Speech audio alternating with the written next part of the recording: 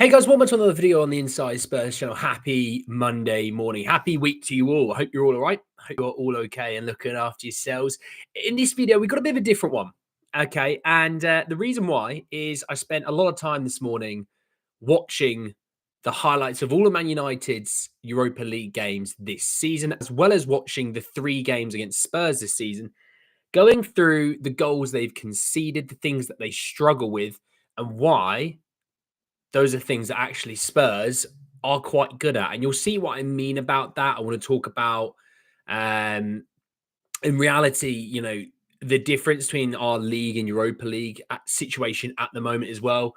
So we talk about that. There's plenty of good stuff to get into, and you'll sort of see what I mean. That if you are feeling uneasy, nervous, pessimistic, even about the final, hopefully, I could just bring you back to normal. And you'll see what I mean when I get there. All right. So, like I said, we're going to be looking at all of Man United's Europa League games this season. There's a couple that I didn't look at. That's because they kept clean sheets. There's no goals in there. So there's no point in me watching those. Now, I know, by the way, they also scored goals in this time. I'll be looking at those a different day, as well as the goals that we've conceded in the Europa League a different day. Now, what I will do is I will start with the Europa League games and the situations that they found themselves in, the goals that they conceded. And you're going to see a really recurring theme here, a really, really big recurring theme in some of the goals they've conceded and the things that they struggled with, okay? So they start off, by the way, with FC 20 at home. And the goal they conceded, again, just lodge it in your brain. The goal conceded came from a high press. The game from a high press and a near post finish. Okay. So again, remember, high press, near post finish. They also should have conceded probably a couple more, one of which low driven cross at the front post that went inches wide. Next up was a 3-3 draw away to FC Porto. The first goal came from a second action from a cross towards the back post. The second goal came from another cross. And the third came from a low-driven cross to the front post. So there you go. Lots of crosses they struggle with in that Porto game. So far, they're struggling with high press and low-driven crosses. Okay, right, follow me here. Then they had Fenerbahce, 1-1 draw away. It's a back post cross and tap-in. Okay, so again, another cross. Man United 3-2 win at home to Bodo Glimt, which was actually Amorim's home debut. So you get an idea that those 3 games were Ten Hag, plus the one game that we played them earlier on in the season. From now on in the Europa League, these are all under Ruben Amorim, okay? So even if you want to dispel the first 3 games, that's fine. Look at these next ones then. So his first game was, like I said, Bodo Glimt 3-2 home win. The first goal was really Man United all it sees. The striker gets played in through behind. He sort of lays it off to the winger, who then cuts back, lays it off to the back post, and it's an unbelievable finish into the top corner. The second goal was literally just a ball over the top. Pacey winger runs onto it and just fires across goal to score. Okay, so ball over the top and playing into strikers. Okay. There you go, the next one. Victoria Plzeň, they won 2-1 away. They went 1-0 down. Then the first goal came from a high press, poor play out from Anana. They pounce on it. The ball goes to the winger, cuts it across goal, taps it in. So again, another cross. And then their last game they conceded in the league phase was Rangers at home. Long ball into the striker, touches it down, hits across goal. And there's that goal as well. Unbelievable goal, by the way. Check that out if you haven't already. Going into the knockouts, Sociedad conceded 1-1 they conceded 1 in that game. It was a penalty. Bruno basically punches the ball, and it's a penalty. And in the second game where they won 4-1, again, foul. It was a ball that goes into the winger. He cuts across the goal. De Ligt fouls the striker trying to hit it towards goal. So again, struggling with crosses again. In the next round, they then played Lyon. And in the 2-2 away leg, which is the first leg, the first goal just comes from a cross from a free kick that they don't deal with. And it goes all the way through and they score. And the second one comes from quite neat play into the right-hand channel. They lay it back towards the edge of the box. Running on player hits it. Anana or Biende, I can't remember exactly who was in goal, saves it, and then literally the player just follows up and taps it in. In the 5-4 game, this was a mental game, wasn't it? The 5-4 game. The first goal is ball comes in from the right-hand side from a free kick. It hasn't been dealt with. And literally from the second and third play, they head it back into the box and they score from it. The second goal.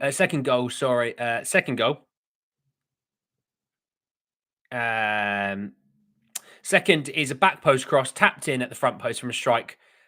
Basically, the ball gets whipped into the back post.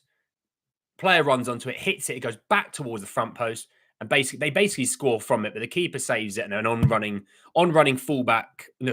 striker just taps it into an empty net. I don't remember. It might have been already over the line before then, but you know what I mean. I don't exactly remember. The third goal was a ball played into the striker, who flicks on for the left winger to run in behind and onto. And the goal basically comes from the edge of the box. A lovely finish. I think it was from Cherky. I think it was. And then the fourth goal is just basically the same left winger, gets the ball. He directly runs at the Manchester United defence into the box and he gets fouled for a penalty. So you can kind of see a lot of these before I read the one Bilbao goal. You can really see one of their big problems is, well, pace, obviously. They play a somewhat high line under Amorim, but playing into strikers' feet and crosses, seriously struggle with it. Okay. And the key thing from that is, well, Spurs play into Slanky quite a bit. And all of their, not all of them, but the majority of their goals come from low driven crosses, either to the back post or front post. So when I talk about, Man United have had a really good Europa League run, and they have, they've won a lot of games, they've scored a lot of goals. The goals they conceded were all very, very similar goals. Yeah, there's a few, great shots from sort of the edge of the box, but for the most part, it's United mistakes from high presses, it's low-driven crosses, or it's crosses that they just can't deal with in general. And Spurs whip loads of crosses into the box. They're great at getting low-driven crosses into the box. And that's why I think Brennan Johnson, who I expect to start in the final, I think Brennan Johnson's probably going to score in the final because I think he is going to get an opportunity, And then finishing off with the one goal they conceded against Bilbao, they play a ball up high to the striker. Maguire, poor pass out from the back. Player runs onto it. Shot deflect. The shot blocked. The other player runs onto it, hits an absolute worldie from about 25 yards out. Not going to shoot, in terms of conceding a goal like that because it's a great finish. You can shoot Maguire for terrible football there, but for the most part, it's an unbelievable finish. So there you go. That's Man United's Europa League run. So again, had some really good results, but they conceded very, very similar goals every single time. Okay. Barring the odd one or two, long range strikes, especially Bodo Glimt, Bilbao, and the one against Lyon. For the most part, it's crosses, it's set pieces, it's balls into strikers and laying off for people. And that's Solanke's great at his link-up play, which I think he will have a ton of success with. So there's the Europa League. Now, I want to talk about the 3 games that we've played them, okay? By the way, I haven't ignored your comments. Spurs, Graham, Bazza, Ray, Dragon, Pitchside, how are we all? Do you think that Man United are better now than they were when we beat them? Well, we'll talk about it because we've got a game where we played against them when they had Ten Hag, and we've got 2 games against them when they've had Amorim. So we've got a real big stretch of data on Manchester United this season against Spurs. If we win the Europa League, do you think Eze will come to Spurs? I think we'll be going for Eze this summer, yeah. Morning, Liam, how are you? So look, the 3 games this season, okay? So again, I've watched the 3 games this season, and you're in the middle of a 24 hours exam. That's a bit brutal, isn't it? 24 hours. I assume that's broken up into like 2 or 3 or 4 days, right? It's kind of my thinking there, Baz. But good luck regardless. The 3 games this season. Let me start with the game that Ten Hag was in control of, which was the 3-0 away win, where we just battered the hell out of them. We were levels above them and so on and so forth. So this game, Spurs had 61% possession. We had over the double of their shots. We had 5 times the amount of shots on target, 24 and 10 to their 11 and 2. We had nearly double their touches inside the box of 45 to their 25. And the goalkeepers saved 7 to our 2. But the key thing in this is looking at the team that played. For Man United, Nana, Dalot, Martinez, De Ligt, Mazraoui, Mainu, Ugarte, Bruno, Garnacho, Rashford, and Xerxes, which is their starting 11, as strong as they could get, really. Looking at the bench, Højlund, maybe you might say, and Diallo at the time hadn't really stepped up, so I wouldn't say he was. But for Spurs, we played Vic, Destiny, Mickey, Kuti, Porro, Bentancur, Madison, Kulu, Jono, Werner, Solanke. So the irony is that Werner started that game, which is hilarious because Son was injured. So it wasn't even our strongest 11. And we were so much better than them. And even we were 1-0 up when they went down to 10 men. We should have been about 3 goals up by that point. We hit the post. Romero's sort of bicycle volley went just wide. There was so many opportunities in that first half to be more than 1 goal up. I think the amount of us that said, we should be more than 1-0 up by this point, we were always going to win that game. They were never going to get back into that game. They looked like they were a league or 2 below us. And it factors in when I talk about, when I think a lot of people do get a bit worried about Spurs' losses this season.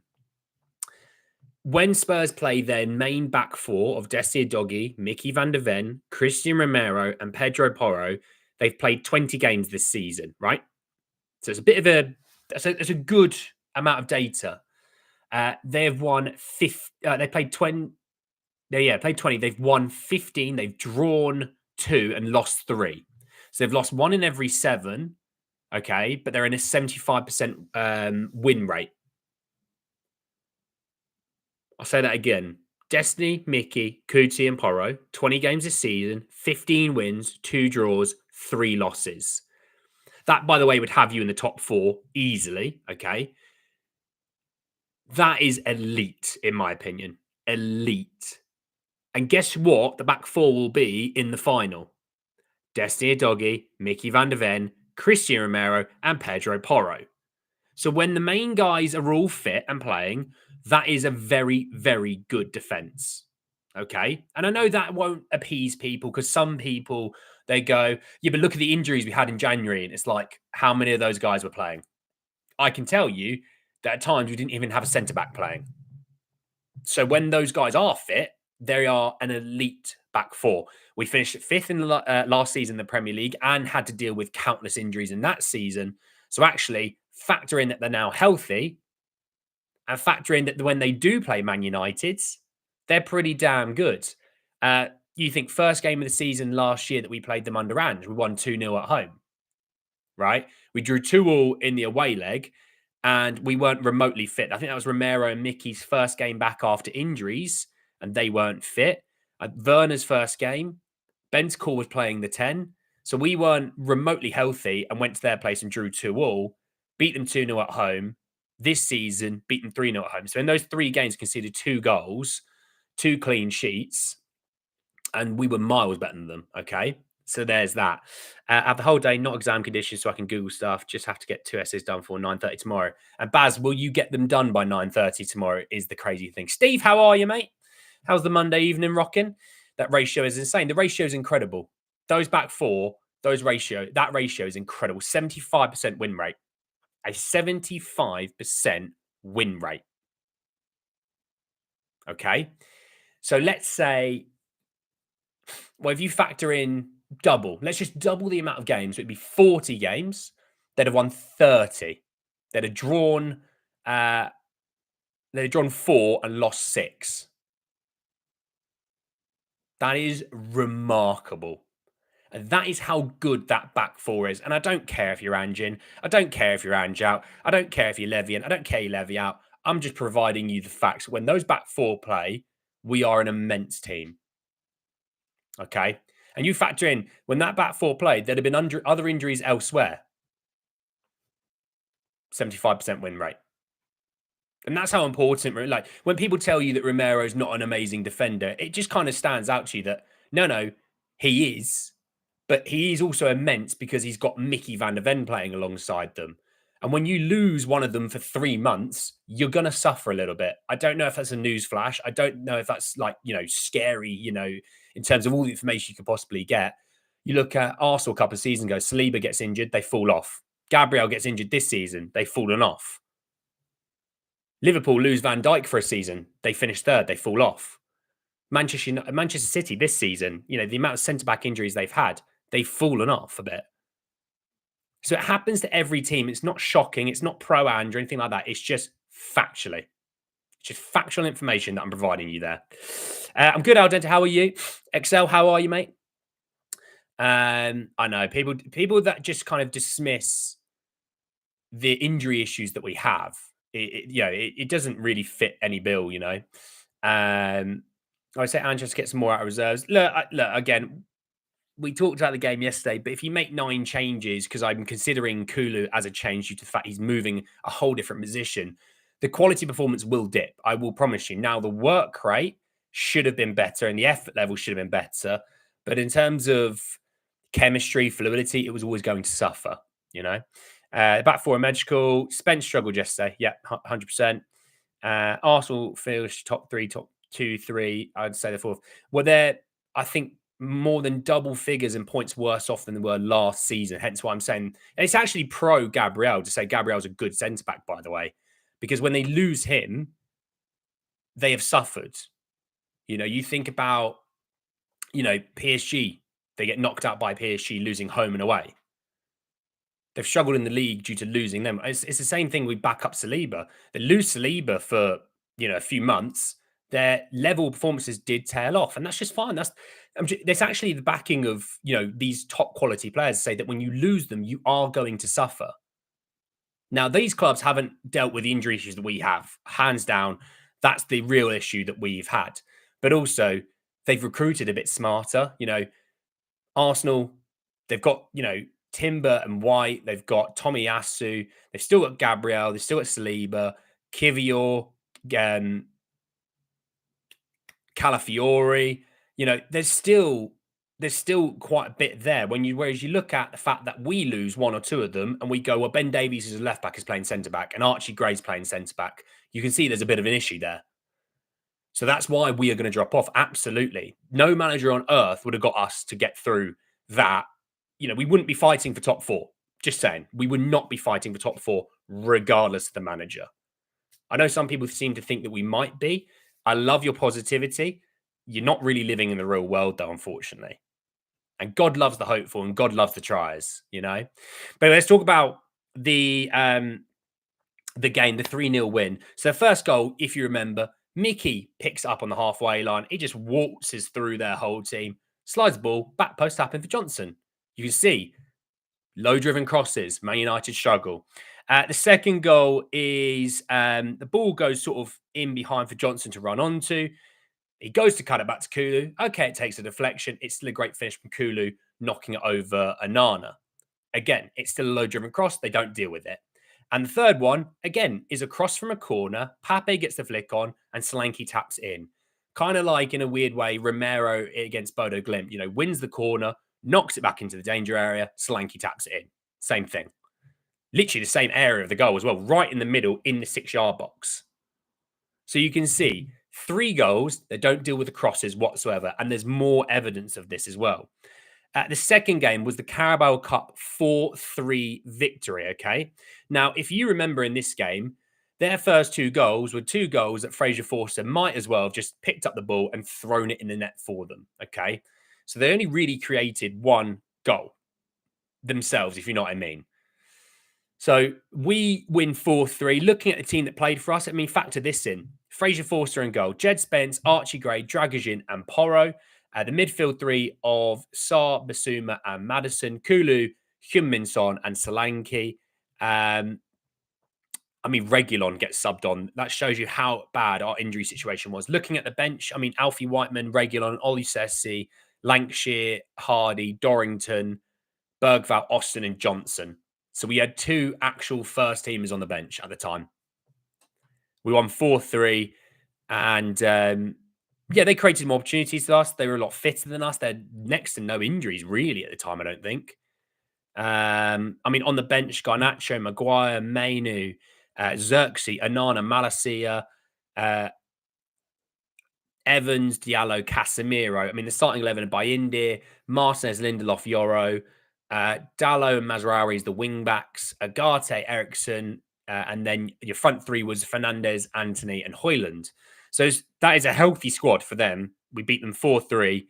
And the 4 goals, the first one is a long shot from Porro. Keeper parries it. Solanke follows up. Again, when I talked about the other goals, the amount of times that a keeper would save it and it's running in on the ball because their keepers will give you opportunities from their mistakes, running in for a tap in. Second goal is Sonny's down the left. Madders on the overlap. He just slides it into Madders, who cuts it across. Don't deal with the low driven cross. Kulu taps it in. Third one is Solanke, runs in behind, ball over the top. He runs onto it. Martinez can't deal with him. He just cuts inside and slides it in the near post. And the fourth goal is Son scoring directly from a corner. So again, you can see a correlation there. Can't deal with the crosses. I mean, we score from a corner. Says it all. Can't deal with low drivens. They can't deal with the crosses. And the keepers will give you opportunities through follow-ups. Okay? And then the last game was a 1-0 where the team that played for us was probably a bit stronger. It was Vicario in goal, Spence, Davies, Danso, Porro, Bentancur, Bergvall, Madison, Kulu, Tell, and Heung-Min Son. On the bench, I mean, Archie Gray, Basuma, Kinski, Moore, Odebear, Sarr, Scarlett, Desi, Doggy, and Brennan Johnson. So a much healthier team. Now, the key thing in here was they aren't as healthy as you think they were because obviously a lot of them just come back from injury because this was 16th of February. So we were only just getting some players back from injury. Danso had only just really joined about 2 weeks, 10 days before that. Davies obviously was injured a long time before this as well. You are playing without a recognised number 9 because Tell is also a bit of a left winger. And we win that game 1-0. The goal was ball goes into the back post cross. It doesn't get dealt with. Bergvall has a shot. Keeper parries it back into the danger zone and Madders taps it in. And that was the one where he did the dart celebration and shushed the camera afterwards, if you remember. So if you look at all the goals they have conceded this season, low-driven crosses, can't deal with them. Even against us, they conceded this season against us 8 goals in 3 games. Okay? Yeah, 8 goals in 3 games. We've conceded 3 in those 3 games, and it all came in one game anyway. And 2 of them, we might as well have scored it for them. So they basically scored 1 legit goal in that time. And yes, they created other chances they may have scored from. That's cute. Spurs could have scored a bunch in the first game. Okay. So when you factor in the low driven crosses, keepers make mistakes in terms of either playing out from the back, but also their shot stopping at times is really poor. I mean, the amount of goals they've conceded this season by the keepers not defending that front post to a striker is awful, or the near post, as you may call it. But you can get them at crosses, you can get them at set pieces, you can get them with low driven crosses, and you can get them with a high press. And what are the things that Spurs do this season really well? They get into positions for low driven crosses. Brennan Johnson's movement at low driven crosses is exceptional. You may not think he's a great player, but if you cannot agree that his movement at low driven crosses is elite, then you just have an agenda and you don't like the guy. He is elite at that. Okay, maybe with the ball he could get better, but off the ball movement is very good. He will get opportunities in that final. Playing into the striker with good movement, like the striker with good movement, if you play into him, he will get you opportunities. And the opportunities that I think will have some success with is balls over the top for Solanke to get into the channels. Not even get in behind on the striker, on the goalkeeper, but get into the channels that you pull Maguire or you pull Lindelof out from their positions to go with you. Then you get Johnson and Kulu, or you get Sonny or Tell or whoever's playing, they will get an opportunity to run into those danger areas and empty spaces because you'd have pulled the defensive line apart. Okay. So that is something that I think is going to be massive. And like I said, We've scored 8 goals this season against them alone. 3 goals against Ten Hag. Throw that game out. Okay, fine. We scored 5 in 2. So the opportunities will be there in the final. They absolutely, hands down, will be there in the final. Will you take them? Obviously, is another question. But like I said, the amount of times that I mean, in the Europa League, like I said, high presses, low driven crosses, can't deal with set pieces very well in those games as well. You've got a serious opportunity as Spurs players to really have success against them. And like I said, if you factor in just the one game that we had a fit team, okay, it was Ten Hag, but we looked a level above them. Then obviously we have those injuries, and then obviously we have a very, very down squad in terms of fitness. They look better for it, and we still win both games. So, like I said, when we talk about the stats of Destiny Doggy, Mickey van der Ven, Christian Romero, and Pedro Porro as your back four, and you have a 75% win rate, you've lost 3 games in 20. If you're nervous about it, that's more so because it's a final and you're nervous about finals. Because I would be nervous about finals. That's quite normal. But actually, when you kind of look at those stats, you look at the goals they concede, you look at the things they really struggle with. It's all the things that Spurs do. We don't shoot from distance. That's not our thing. But we have a ton of success with low driven crosses. We have a ton of success with high presses. It's the things that United struggle with. And I really do think if you do look at it, Spurs should have a ton of success in the final. I really, really do.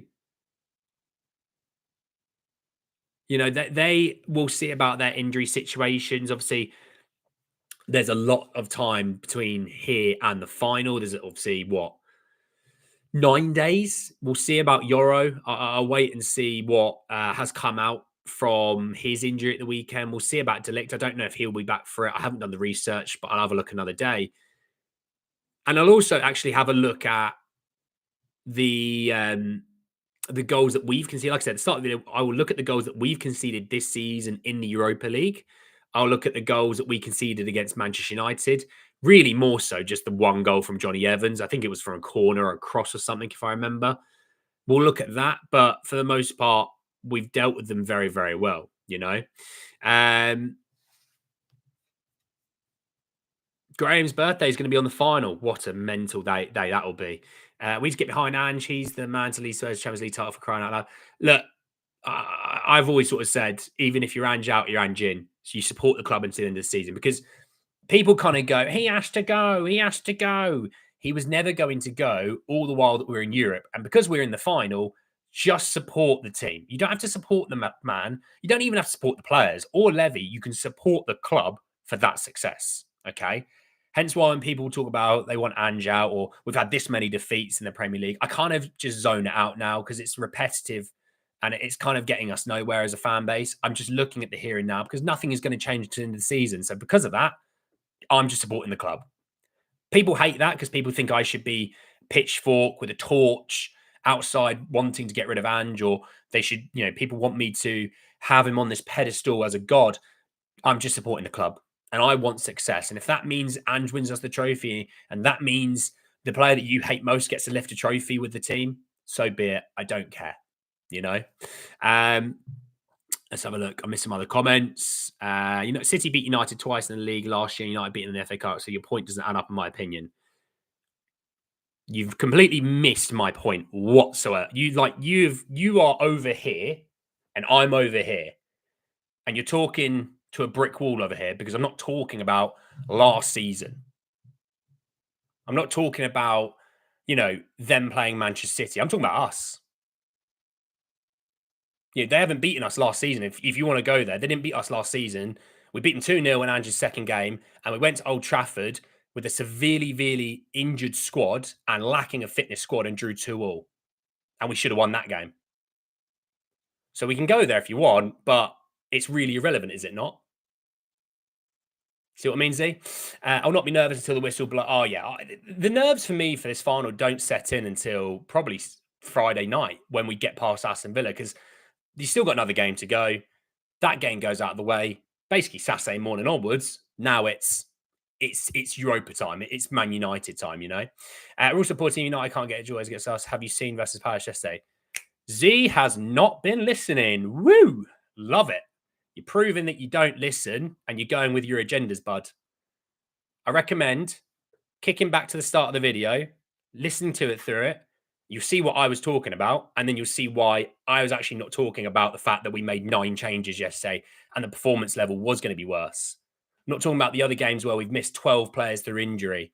We missed 8 to 12 players through injury for what, about 6 months?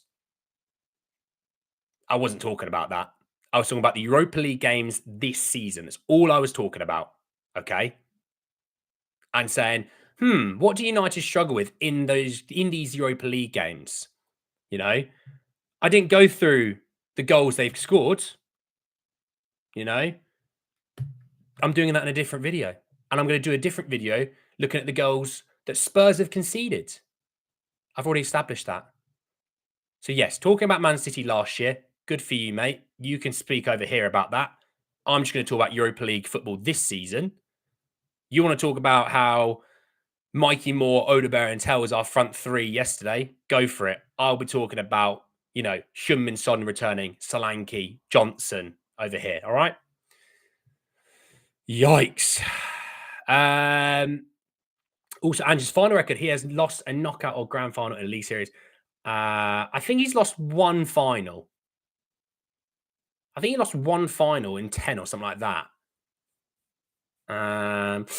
Ange is leading us to a Europa League and Champions League title, Ange, I trust. But look, again, you can love Ange, you can hate Ange, you can love Levy, hate Levy, love the players, hate the players, love the fans, hate the fans, whatever you want to do. If you cannot support the club to win this final, then that says a lot more about you than it says about anything else. You should want Ange to win the final. Even if you're Ange out, you should want Ange to win the final. Do you know why? Because that means we've won something. In turn, not only winning something for the first time in nearly 2 decades, but also then getting Champions League football from it. There'll be people that want Ange to not win the final because they'll go, haha, that means he's not going to be here next season. And they aren't supporting the club. They're not true fans. They aren't. They just aren't true fans.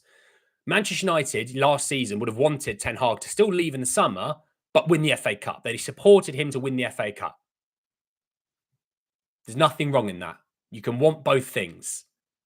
But if you're someone who wants him to lose just so he goes, then you are a part of the problem, in my opinion. Okay?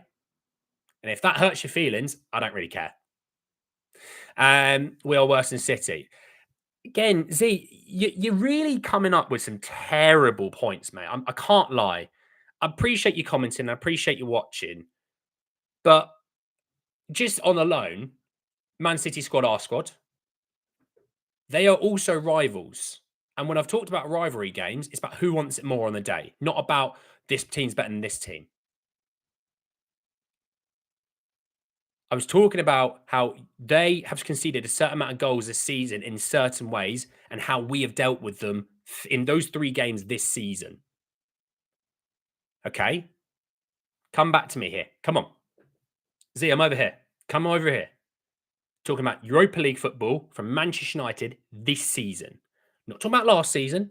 I'm not talking about Manchester City. I'm not talking about Darlington. I'm not talking about Stockport, Salford, Arsenal, Morecambe, Barnet. I'm talking about Manchester United in the Europa League this season under Ten Hag and Amorim, because Ten Hag was there for 3 games. I've talked about what they've done in those games in terms of how they conceded goals. I haven't talked about how they've scored them. That's another video. I'm then also talking about how they've played against us in those 3 games and the goals they conceded in those 3 games. Okay? I'm working within this. You're talking out here. That's another video, mate. We're talking in here. I don't care about Man City. Okay? Just an FYI. I do not care about Man City. I do not care about last year. Right? Because last year, we got 4 points from 6 games from them. If it kind of negates your point in that regard. Does it not? Them playing Man City is 1,000,000% irrelevant to us. Come back in here. We're in here. Come on. Come on. Don't forget League Cup. Yeah, again. Oh, we almost spotted a lead. Again, let's talk about the League Cup. We gave them 2 goals in that game, mate. So they actually we only conceded 1 genuine goal from them in 3 games. So for every point that you make, whoa, we nearly bottled that game. Okay. Did we go through in the Carabao Cup and did they go out? Yes, we did. Okay, fair enough. In the next game against them under Amram, did we beat them with, again, another weak side? Yeah, oh, we did. Oh, we kept a clean sheet as well. Oh, okay. What about the first game of the season when both teams were like 1,000,000% healthy? Oh, yeah, we slapped the crap out of them 3-0. You see what I mean? It's like working here. Come on. Part of the conversation. You're out here. Knock on the door. Come on in. Have a chat with us in here. You're chatting to the wall out there. Come on in. I'm a bouncer. I've checked your ID. Looking at you. Looking at your ID. Okay, yeah, yours Z. In you come. All right. Son Odegaard could be the way to go against Villa. I would expect Son to get some minutes against Villa. I will say this now. Obviously, we'll do the preview for Villa on Wednesday. I expect to see Son get some minutes. I expect to see some other first teamers to get some minutes. Half an hour, 45 minutes kind of level. Like they sort of did at the weekends. Like, obviously Porro played 45 and Bentancur played 45. Basuma played 45. Obviously Kulu had a knock, but I would have expected Kulu to play 45 and be subbed in it off anyway. So, yeah. Obviously, Sonny got, 30, 35 minutes, something like that. I expect Son probably to get another batch of maybe a 30 to 45 minutes, build up his legs. So then when it comes to Thursday, he's sharp. Or not sharp, because that's probably not fair on him because he's had an injury, but much more sharper than we could hope for. Plus, he's got minutes in the legs that if we do need him for 30 minutes and it does go to extra time, he's got the legs in him to do it. Now, I don't know if someone would give you 90 minutes. Of all the players, other than maybe Solanke, he probably could. Or Kulu. Kulu's been an absolute fitness warrior as well, to be fair. But obviously, getting those minutes into him is going to be crucial. Would Mickey and Kuti play? Maybe so. Maybe so. Obviously, getting 45 wouldn't shock me. Desti Doggy for 45. He obviously played against Liverpool before the first leg in the Europa League, so it wouldn't shock me either. Just stay away from certain players, if you know what I mean. As long as Fraser Forster isn't playing, then our goals against United go down significantly.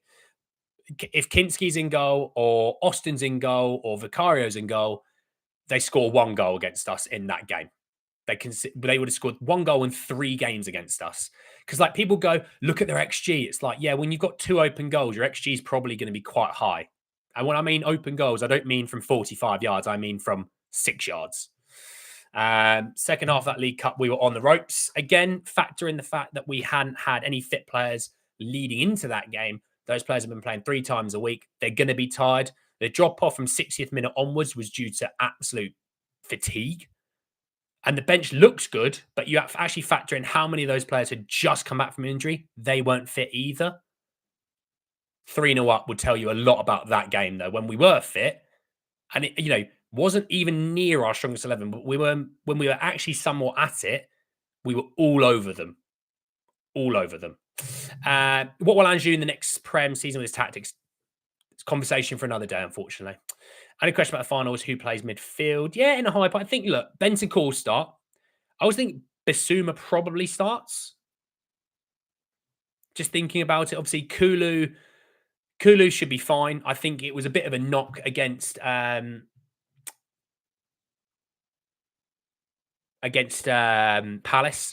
I think he'll come back. Okay, bro, we're going to smash United 3-0. Fair enough, that's what you think. I don't think we will, but there you go. Unfortunately, Kulu wasn't spotted at training. No, I don't. Kulu was an impact injury. I wouldn't expect to see him probably till later on in the week, if I'm honest. They'll be super precautionary with him. Not sure if Son should start the final or not. No, it depends with Son how he does this week. Obviously, he's going to have a whole another week of training, probably some minutes against Aston Villa. He's going to get some training next week as well ahead of the final. Maybe he might. It's not, when people kind of compare it to the Kane situation, they're very different situations. So I kind of ignore when they compare the two. They are very different. All I can see is 2-0 Spurs with our back line, potentially. Ganache don't miss an open goal. Then he missed an open goal. That's kind of the issue, is it not? It's not on us to try and get him to score. We also missed quite good opportunities in all 3 games. So you can go that way with, oh, Garnacho could have scored this. It's like, great.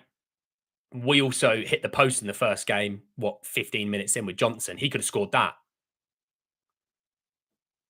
And that's 2-0, makes it 4-0. That's 2-0 when they had 11 men as well. That would have been 4-0. So you see what I mean? They, like I said, you might have missed it, Z, but I actually said they would have created chances that they probably should have scored.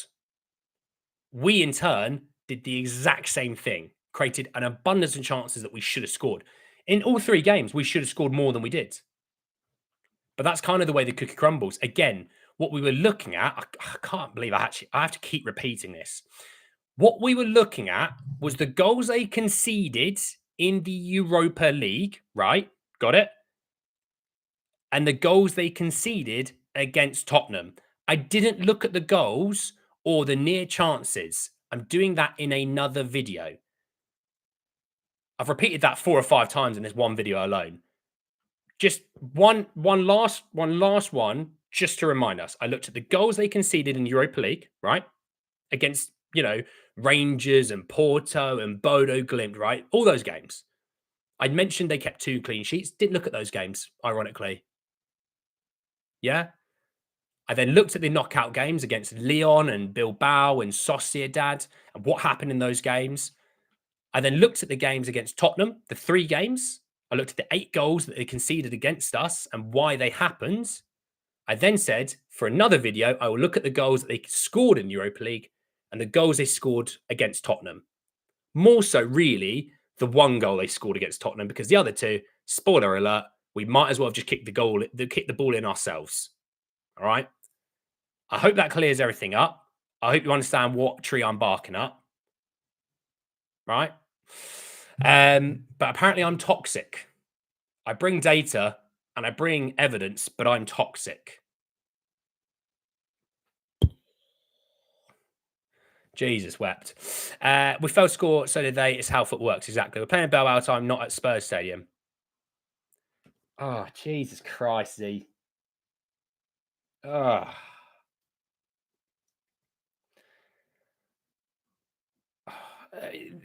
Z, are you a Spurs fan? Because to be honest, mate, you sound like a Man United fan. And also, the beautiful thing about it is, Z, if you don't like what I'm talking about, again, because I think you're talking things that I'm talking about in different videos or just not about whatsoever. I'm just talking about things that we've got loads of data about the games that we've talked about today. They had 8 games in the Europa League, 2 clean sheets, so 6 games in the league phase. They then conceded in every game in the knockouts, I assume. So I've talked about 14 games in the Europa League. I've talked about 3 in the Premier League. So I've talked about 17 games, right? And all I've done is I'm not saying they're the best side in the world. I'm not talking about the worst side in the world. I'm just bringing you factual information about the goals they conceded, how they conceded, and the goals they conceded against us and how they were conceded. That's all. That's all. They are, if you want, here we go. Man United should be the favourites to win this final. Okay, 1, they're higher us in the league, so there you go. 2, they have European pedigree. They also have won trophies in the last 10 years. They've been to more finals in the last 10 years, probably as well. So if you want me to back up and big up Man United, there you go. But again, what we're talking about are these 17 games. I'm not talking about Manchester City for some reason, the reason you brought that up, which makes no sense. I'm not talking about the FA Cup final last season. I'm not talking about, oh, they nearly scored against us and they nearly did this. I'm just talking about these 17 games and the factual information. That's all. If you don't like it, mate, fair enough. I totally understand. I'm not going to be for everyone. You're more than welcome to go and watch someone else. That's also fine. But if you want to stick around and chat about those 17 games and the goals they conceded and the goals that we scored, come on in. I'd love to have a conversation with you. And if you want to talk about the goals that we conceded in the Europa League and the goals that we conceded against Manchester United, it's another video. Kick about. I'll do it later in the week, probably even maybe tomorrow. Might do it with the loan roundup even. You never know. All right? Come on. And for the 4-3 also, yeah, exactly. I think Son will be creative threat. Look, Son has always been quite decent against Manchester United. Kulu is as well. Kulu's always been really good against both Manchester clubs, to be honest. But Manchester United, Johnson. I mean, he was good in the first game in 3-0 this season. Destiny Doggy always plays well against Manchester United. I mean, the main back four always plays well against Manchester United when they play together. So, yeah, I mean, it's not really my worry, to be fair, on the back four. I think there's going to be a lot of good stuff coming out of that back four going into the final. One thing that concerns me is that United played at Bilbao Stadium and won well. I mean, yeah, you could say absolutely. I would actually more so say they've had more European sort of outings in terms of finals than us. That's where I wouldn't go to Bilbao Stadium. I'd go more so the fact that they've been in the Europa League final in the last 10 years, I think it was. Don't quote me on that exactly. I don't know exactly the year. But they've also won a European trophy in the last 2 decades. We've won one trophy in the last 2 decades. They've won a European trophy alone in that time. So that's why I bring it in. I think that's probably more. That's why I say they're favourites, because why on earth should we be favourites in a trophy in a final when they've had more evidence of success in Europe than we have in terms of winning finals? That's my thinking, at least. Okay, Z, mate, fair enough. Hey, Philip, how are you? No, so on Kulu, look, he's got a bit of a knock. They are taking him as a precaution, but it isn't serious. So I would say about Kulu, he will be probably looked after, put into cotton wool, wrapped in cotton wool, ready for next week. I wouldn't expect to see him against Aston Villa this weekend at all. I think with him at the weekend as well, he's going to play 45 minutes and then be subbed, Milton, how are you? United won there against Heung-Min. Absolutely. People don't want realism. Okay, bud. Euro might be out for United. Yeah, I'm not sure about United and their injury issues like Euro and Delict. Obviously, Martinez will be gone. The thing is, Amad Diallo coming back and getting minutes is big for them. If you think about it, before his injury, he was probably their best player this season. Bruno is second. I would say Bruno obviously now overtaken him due to the fact that Bruno has been there and played. But Diallo got good minutes at the weekend. Xerxes, I don't know if Xerxes is going to be back. I think he's injured at the moment. So I'll have to do some research into their injury issues because I don't really know where they're at with everything. And I know that Euro went off yesterday and went down the tunnel. In reality, I don't truly know where they're at. There's a nice photo of Ange Benton Poro just sitting down watching training, watching the non-starters train. They're out for the lads. Now,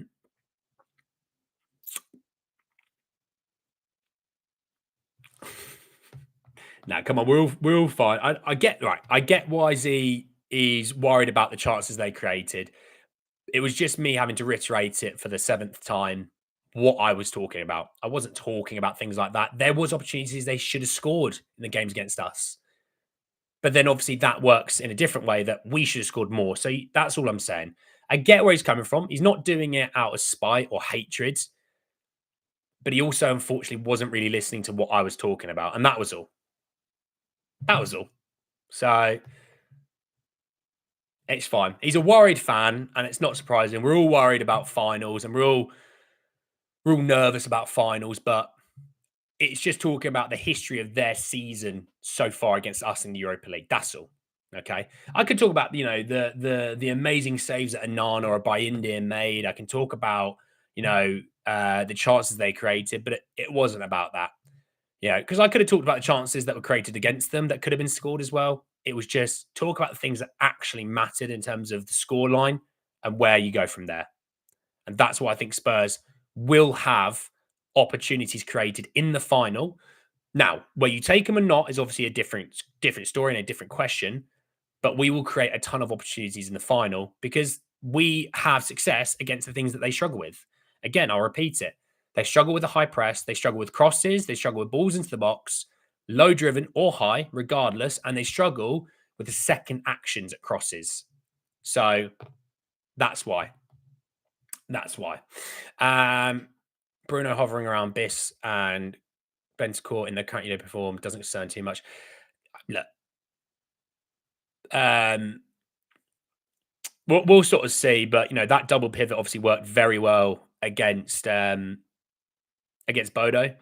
Man United probably don't play the similar style to Bodo. Bodo play lovely one-touch football 30 yards away from their own goal, and they didn't really create anything in those two legs. That was obviously down to, fantastic pressing, allowing them to have the ball 30 yards from their own goal, because it was, it was a waste of our time, really. We don't really, if it's the whole time it's here, the whole time you aren't going to create and score. And they didn't. In the second leg, the first leg, it was one move and they scored. But in the second leg, they didn't really create anything. They had a couple of dangerous crosses, but, Vic had a really quiet game, if I'm honest, which is kudos to the main back four. Again, ironically, when I talk about those back four and a 75% win rate, ironically, they've played in the Europa League. They've kept 2 clean sheets away in the quarterfinal and semi-final of the Europa League, and they've not really played in the Premier League. So I get why people are upset about the Premier League. I get that. I'm not denying it. I'm in somewhat an agreement with you. Again, it's the important thing as fans to just always not think always in the micro. Sometimes think in the macro. Think the bigger picture. Have the context. If you're having to play a back four this season of 2 centre-backs being Davies and Gray, you've got no height to defend set pieces, you're probably going to lose some games, right? Shocking, I know. I've blown your mind. Think about then when, Danso and Davies or Danso and Gray have played. Yeah, we somewhat struggled because ironically, you're still only playing one centre-back. On the contrary, think about when those back four have played, and they played in the more important games. They played in the Europa League knockout games and things like that. Oh, lo and behold, we look bloody good. We kept a clean sheet on against for goodness sake, who was the first team we played in the Europa League? Is it FC Twente? I can't remember. AZ, that was it.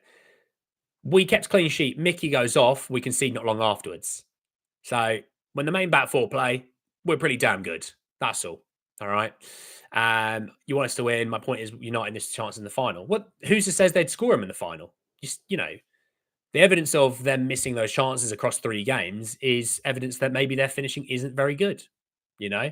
I've supported for Spurs over 50 years. I've never seen them play like this before. It's a shame for a London club to play like this. What, by getting to a European final? I'm not sure what you mean, Chris. Thing is, we've played against Anana in cup comps. We know they'll make huge mistakes. Look at the Champions League 29 semi-final. Yeah. De Ligt played in those games as well. God, still need to get a haircut. Again, though, I don't really take too much away from 6 years ago. Different players, different times in their careers, United also concede high fouls and dangerous areas. So Pedro Porro needs to be practice set pieces. He will be. His deliveries into the box recently have been very, very good. And Tell didn't create both chances in the Bodo Glimt game, because obviously he didn't get the assists. But he was a huge reason why we scored in the 2 goals in the away game.